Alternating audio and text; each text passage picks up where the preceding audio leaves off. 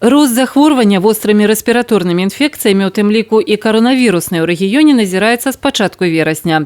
У параўнанні са жніўнем гэты паказчык павялічыўся больш, чым у 4 разы. Каля 70% захварэўшых дзеці. При проведении вирусологического мониторинга мы наблюдали, что до 20% всей заболеваемости, до 20% составляет коронавирусная инфекция, вносит вклад. Остальные 80% это были аденовирусы, риновирусы, респираторно-синциальные вирусы, то есть так называемые негриппозные вирусы. С конца октября, начала ноября мы наблюдаем так называемую вторую волну уже, полноценную коронавирусную инфекцию, когда у нас наблюдается рост пневмонии, вызванной коронавирусной инфекцией. На сённяшні дзень, нагадваюць эпідэміёлагі, найбольш эфектыўнымі ў прафілактыцы каранавіруснай інфекцыі з'яўляюцца індывідуальныя сродкі засцярогі.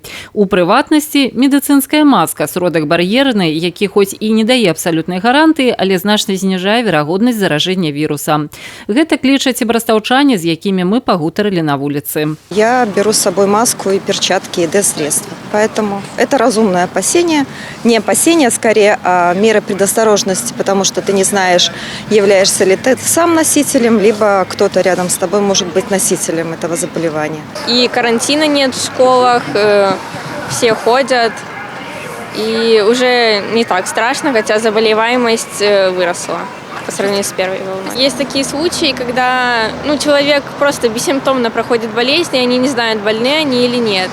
Но следует носить маски всем. В какой-то мере, конечно, нужно сокращать контакты, безусловно, надо, потому что опасность такая существует, и надо уберечься, и чтобы нация была здоровой. Паводле правілаў сацыяльнай дыстанцыі рэкамендавана пакідаць жыллё толькі ў выпадках вострай неабходнасці, адной з якіх з'яўляецца паездка на работу.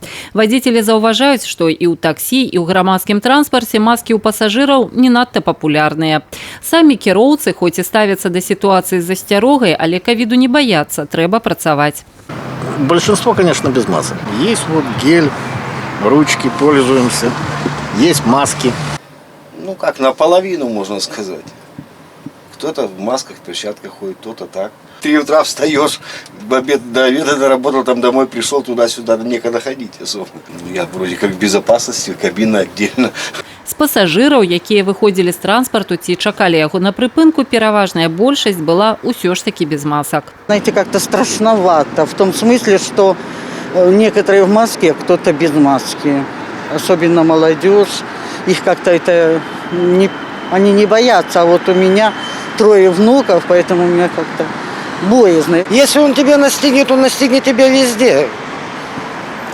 А так как говорят по этим симптомам, и вообще как он распространяется, это очень неизвестно. Даже вот мы с вами общаемся, кто его знает, кто из нас.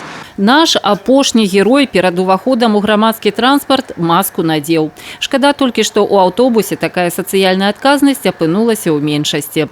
Паводле папярэдніх прагнозаў медыкаў, другая каранавірусная хваля будзе трываць і ў першыя месяцы наступнага года. Не выключаецца верагоднасць і 3-й хвалі COVID-19. Вераніка Яковец, Тыгран Акапян, тэлерадыёкампанія «Брэст».